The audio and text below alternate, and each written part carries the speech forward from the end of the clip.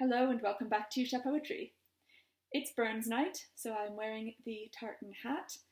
Granted, most images of Burns have him wearing a top hat, as was appropriate for the era, but this just felt right for tonight.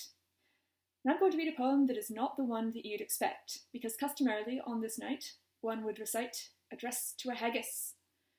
I would love to address a haggis, primarily with a knife and fork, but I do not have a haggis, and I'm imagining that many of you don't have a haggis either. So instead of bemoaning our haggis-less state, I'm going to read a completely different poem. This is Epistle to Davy, a brother poet. While winds pray off Ben Lomond blaw, and bar the doors with driving snaw, and hing us o'er the ingle, I set me down to pass the time, and spin a verse or twa of rhyme in hamely Westland jingle, while frosty winds blaw in the drift, ben to the chimla lug, I grudge a wee the great folks' gift that live sae ben and snug. I tent less and want less their roomy fireside, but hanker and canker to see their cursed pride. It's hardly in a body's power to keep at times for being sour, to see how things are shared, how best to chiels our walls and want, while coofs on countless thousands rant, and ken na how to wear it. But Davy lad, ne'er fash your head, though we hae little gear. We're fit to win our daily bread, as langs we're hale and fear.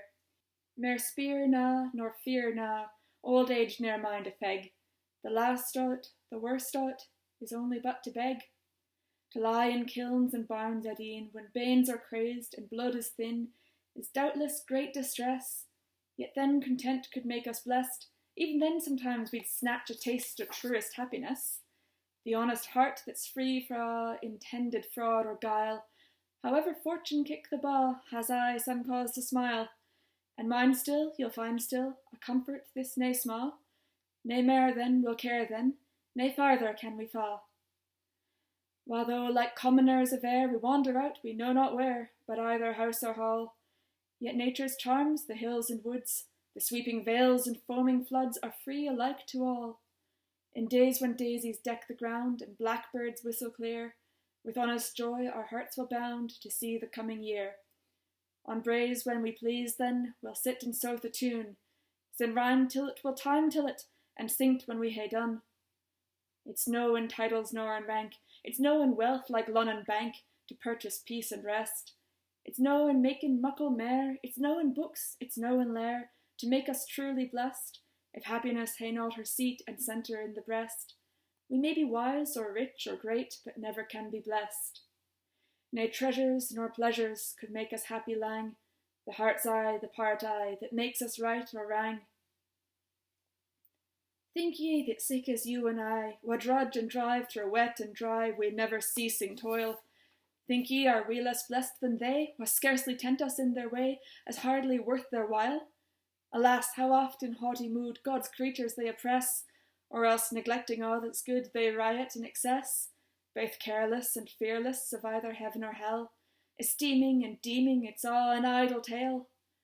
Then let us cheerful acquiesce, nor make our scanty pleasures less by pining at our state, and even should misfortunes come, I here wha sit hae met with some, and thankful for them yet. They gie the wit of age to youth, they let us ken oursel, they make us see the naked truth, the real good and ill. Though losses and crosses be lessons right severe, there's wit there, you'll get there, you'll find nae other where. But tent me, Davy, ace o' hearts, to say aught less would rang the carts, and flattery I detest. This life has joys for you and I, and joys that riches ne'er could buy, and joys the very best. There's a' the pleasures o' the heart, the lover and the friend. Ye hae your Meg, your dearest part, and I my darling Jean. It warms me, it charms me, to mention but her name. It heats me, it beats me, and sets me all on flame. O all ye powers who rule above, O thou whose very self art love, thou knowest my words sincere. The lifeblood streaming through my heart, or my more dear immortal part, is not more fondly dear. When heart-corroding care and grief deprive my soul of rest, her dear idea brings relief and solace to my breast. Thou being all-seeing, O hear my fervent prayer, still take her and make her thy most peculiar care. All hail, ye tender feelings dear, the smile of love, the friendly tear, the sympathetic glow. Long since this world's thorny ways had numbered out my weary days, had it not been for you. Fate still has blessed me with a friend in every care and ill, and oft a more endearing band, a tie more tender still.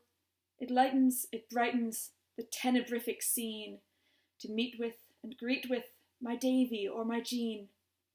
Oh, how that name inspires my style! The words come skelpin rank and file, amaist before I ken. The ready measure rins as fine as Phoebus and the famous nine were glowering o'er my pen. My spaviot Pegasus will limp till ance he's fairly het, and then he'll hilch and stilt and jimp and rein an unco fit. But least then the beast then should rue this hasty ride. I'll light now and dight now his sweaty, wizened hide. I'm not sure how comforting it is to tell a fellow poet, well, the worst that can happen is that we have to beg our way across the moors. But I do love the affection that's present in this poem for Davy, especially the phrase Ace of Hearts as a term of endearment. I think that's very sweet. Now, I would like to add another poem to tonight's reading, with due apologies to John Keats. He wrote this on a visit to the cottage where Burns was born, and it was a visit that he wasn't particularly happy about. He was distracted by the drunken, loquacious tour guide, and he felt that this wasn't really his best work, but he did include it in a letter. This is written in the cottage where Burns was born. This mortal body of 1,000 days now fills, O Burns, a space in thine own room, where thou didst dream alone on budded bays, happy and thoughtless of thy day of doom. My pulse is warm with thine old barley brie, my head is light with pledging a great soul. My eyes are wandering and I cannot see, fancy is dead and drunken at its goal.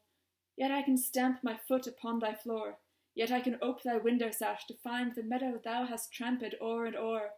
Yet I can think of thee till thought is blind, yet I can gulp a bumper to thy name. O smile among the shades, for this is fame. I do quite like Keats being a bit of a literary tourist. And I'd like to close with some more of Burns's words. This is apparently how he turned down an invitation to dine. No more of your guests, be they titled or not, and cookery the first in the nation, who is proof to thy personal converse and wit, is proof to all other temptation. And I hope if any of you do have haggis tonight, that it's a very good one. Thank you so much for joining me today, and please do come back for the next one.